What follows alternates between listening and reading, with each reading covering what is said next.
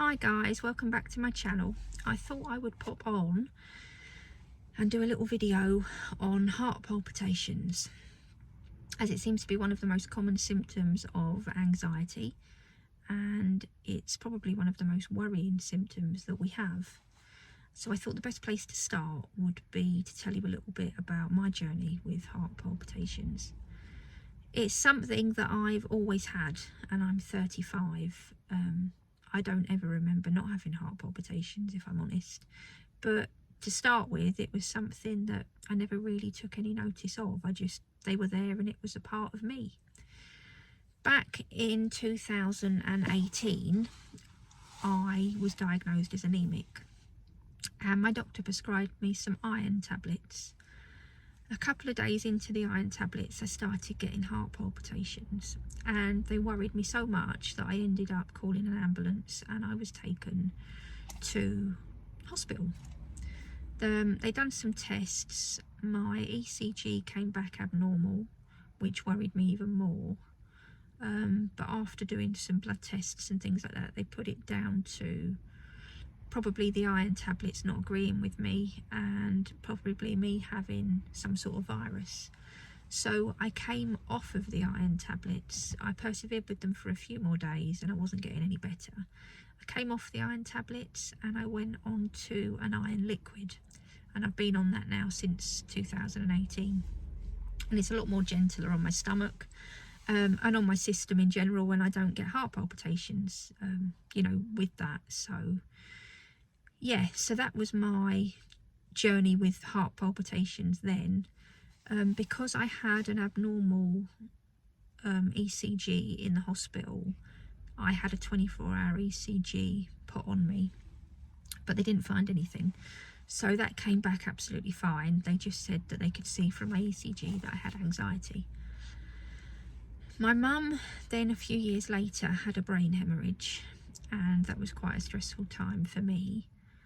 And I plummeted really into depression, and I struggled to cope.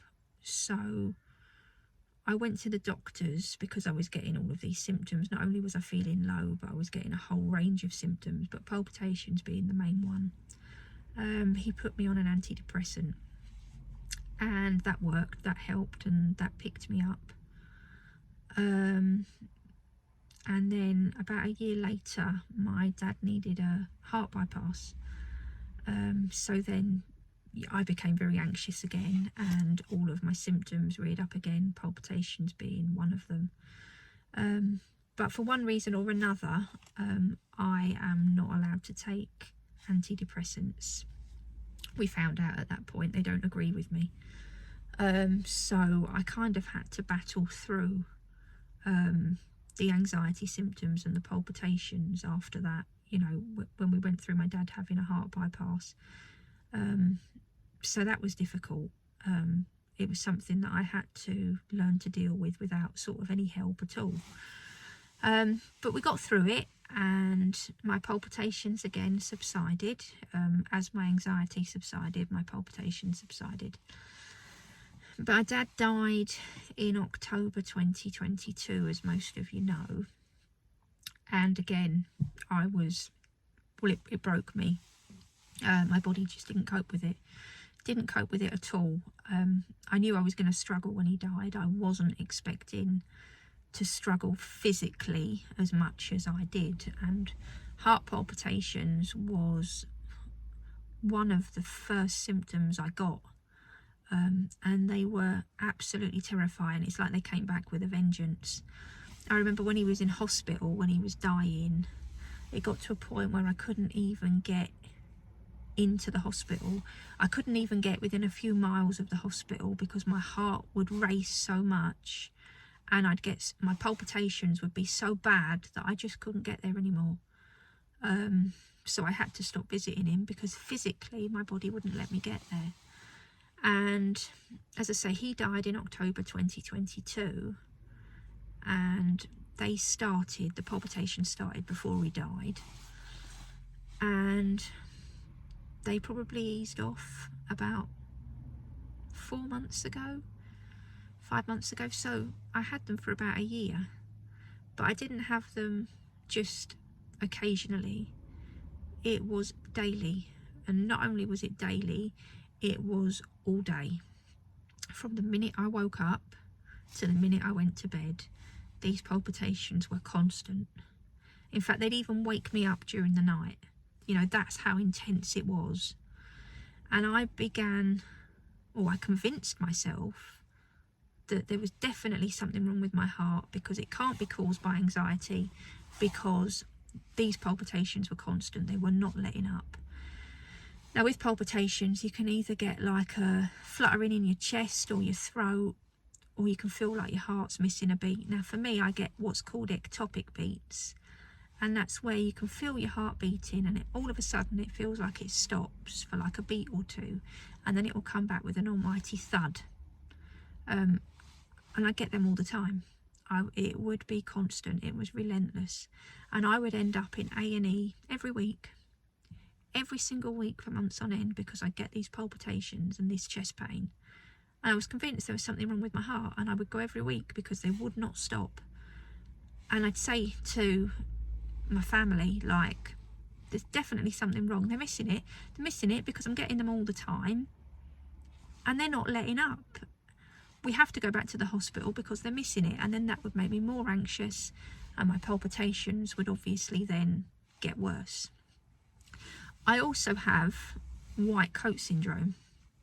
Now, for any of you that don't know, that basically means when you go into a doctor's or a hospital environment, you then become more anxious.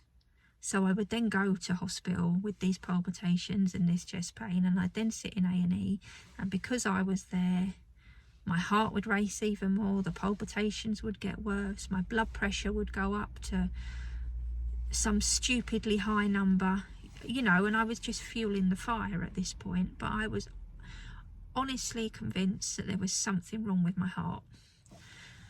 But they never found anything. I'd go to the hospital, they'd do the blood tests, they'd do the ECGs, and they'd say, you're fine, you're stressed, go home. And I'd get so frustrated because I felt like nobody was listening to me. So in the end, I went to see a cardiologist at Spire. I paid to see this cardiologist at Spire, and I told him what was happening, and he saw that I had a 24-hour ECG in 2018. But I told him all the symptoms I was getting. I told him that we had heart problems in the family, and he was convinced it was anxiety. But to put my mind at rest, and because we had, you know, these heart problems in the family, that he would do some tests. So I had a 24-hour ECG monitor fitted, and I also had an echocardiogram, which is like an ultrasound of the heart. It shows you how well the muscles are working, how well the blood is pumping, you know, that sort of thing. And I had those done, and we got the results of them, and the results from my ECG came back perfectly fine, even at the times that I reported the ectopic beats. Came back fine. The echocardiogram showed that I had a mild problem with one of my heart valves. Now, I haven't told you this to worry any of you or anything like that. I'm just being honest with what they found. But this isn't why I get my heart palpitations. It's not the cause of my heart palpitations. They've just found I've got a mild problem with one of my heart valves, and they will continue to monitor it over every few years. They will monitor it. But this isn't why I get any of the symptoms. I can live a normal life with it. I can carry on as normal. It doesn't affect me in any way, shape or form. So, you know, that's not a worry. So as far as my cardiologist is concerned, apart from going back to monitor this heart problem that they found, that's not really a problem, but, you know, to monitor it, apart from that, everything's fine. There is no reason for, you know, my heart palpitations and things like that. So obviously I was relieved by that, but it still didn't take away the worry for me from these heart palpitations. So one thing that I'm asked quite a lot is, how did I get over these heart palpitations? It's still a work in progress. My worry, my cardiophobia hasn't gone completely. I don't get heart palpitations anywhere near as much as I did. They're now not constant. They're not even every day. They are most days, but you know, they are not constantly all day, every day. And my most common response to people, I think, is distraction. And I understand that that's not very helpful to people that are in the midst of chronic anxiety, because I was like that. If somebody had turned around to me in the middle of my breakdown, because that's what I had, and said, all you need to do to get better is to distract yourself, I'd have been like, mate, I can't distract myself. Like, you are in such a dark hole at that point. There is no way that somebody just saying to you, distract yourself, is going to help you. But it is the answer. I think the main turning point for me was when I got the letter from my cardiologist saying, you're okay, you know, your heart is okay. It did worry me a little bit when he told me I've got this slight problem, but it is livable with. You know, you're not going to die from it. It's not what's causing your symptoms. We just need to keep an eye on it. But I came to the conclusion that this is anxiety. My heart palpitations is anxiety. And I sat myself down and said to myself, right, we have to deal with it like it's anxiety now, Caroline. We're going to have to stop going to A&E. Your heart is fine, and you are putting yourself through unnecessary stress by going to A&E. You're fine. These palpitations pass. They always do pass. They are not going to kill you. And that was really hard. That was really hard for me to accept. And for weeks after getting these results, I really struggled still. But I'd get up and I'd distract myself. I'd get up and put some washing on, put some music on, go for a walk. Because I even stopped exercising when I had these heart palpitations, because I was scared that I was going to collapse and have a heart attack. My mum, God bless her, would get me out for a coffee, or we live by the sea, so we'd go for a walk along the seafront, and I'd be terrified of going out in case something went wrong with my heart, or I'd start walking and I'd get palpitations, and then that would trigger a panic attack. But I pushed myself to do it because I knew I had to start treating it like anxiety. And as I say, that's really hard to do when you are in the depths of chronic anxiety, because I could not see any light at the end of the tunnel. I thought I was going to be like this for the rest of my life. And it was really hard to come to terms with the fact that these symptoms, however horrific they are, it's anxiety. And that's an illness all by itself. I'm not playing down anxiety here. Anxiety is a horrific illness. I don't think, it's horrific, and I'm not playing that down. But once we know that our symptoms are not caused by anything physical, I think, or I could learn to deal with it a bit differently. I sort of learnt to push through it. Does that make sense? I realised that I couldn't keep putting myself through it anymore, and something had to change, and the only person that could change that was me. So I'd start getting palpitations, and as I say, I'd get up and distract myself. I'd go for a walk, I'd put some music on, I'd put a film on, I'd do all these sorts of things, just something small that would distract my brain as soon as my palpitations started from thinking the worst case scenario. Because as soon as we start thinking the worst case scenario, our palpitations then get worse, our anxiety then becomes worse, and then everything else becomes worse, and before we know it, we're back down A&E. So I think my biggest piece of advice to anybody struggling with heart palpitations is, 1, see your doctor. Get anything serious ruled out. I'm not a health professional. I will always recommend that any symptoms you're getting, but we're talking about palpitations here. So if you're getting palpitations, and dizziness, or palpitations and chest pain, or any of those symptoms that are worrying you, see a doctor. I will always, always, always tell you to see a doctor, just to rule out anything sinister. It probably isn't anything sinister, but we have to make sure it's not. Once you've got the okay from your doctor and they've checked everything out and they've said, no, your heart is fine, we then have to look at the anxiety side of things. Something else I will also mention that is a good idea to get checked, get your doctor to check if you are getting a lot of palpitations and breathlessness, is get them to check your iron levels. It's a simple blood test and it can be easily corrected by iron liquid, iron tablets. Your B12, get your B12 checked. There are lots of different mineral deficiencies that can cause heart palpitations, and if we are already feeling a bit low in ourselves, our diet isn't always going to be on top form. So it might just be that you're a little bit low on a vitamin or a mineral, so it's always a good idea to get those checked out. I also struggled with palpitations that would wake me up at night, and that's when I became even more convinced that there was something wrong with my heart. But something I did find useful, and I tell this to a lot of people, is the Calm app.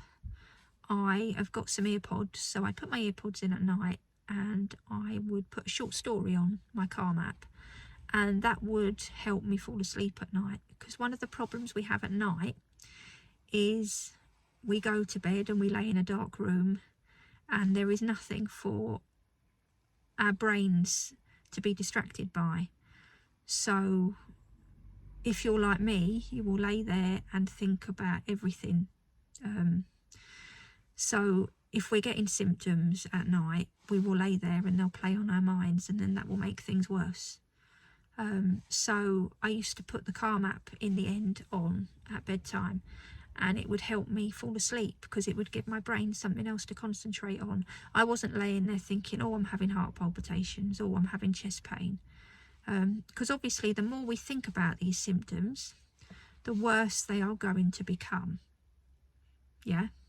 If you're getting palpitations, the more you think about them, the more you are going to get them, and then you end up on this endless cycle. And this is what we want to break. We have to break the endless cycle of worry, and to do that we have to get up and we have to distract ourselves.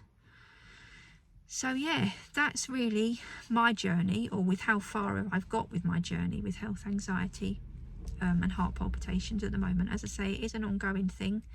I do still struggle with them. I do still myself have moments where I get heart palpitations and I think, oh God, is it this? Is it that? And I think, no, Caroline, it's not. And I get up and I distract myself. I read a book or I do something, and eventually they do subside.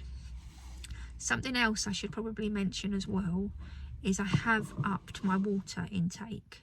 Something that can add to palpitations is your caffeine intake. So that's your tea, your coffee, your fizzy drinks. I drink quite a bit of fizzy drink, but what I do now is when I get heart palpitations, I have a glass of water. I still drink my fizzy drinks. I keep a glass in the kitchen on the side, so every time I walk in the kitchen I have a glass of water, and it just keeps my water intake up a bit. If not, during the day I'm just living off of tea and fizzy drinks, you know, so that has also helped. I would recommend that as well. But yeah, that's about where I'm at with my palpitation journey at the moment, and it is still ongoing, but it has improved. I promise you, if you are suffering with heart palpitations, if you can get your minerals and your vitamins checked, up your water intake a bit, if everything is okay and it is down to anxiety, if you can find ways to distract yourself, it just gives our nervous system a chance to calm down and your palpitations will subside. So that's it. Thank you for listening, and you can also find me on Instagram. If you want to send me any messages, please feel free. I will put the link to my Instagram page below this video in the comments, and if you want to give me a little subscribe, that would be lovely. And thank you all for watching, and I will catch up with you all again soon.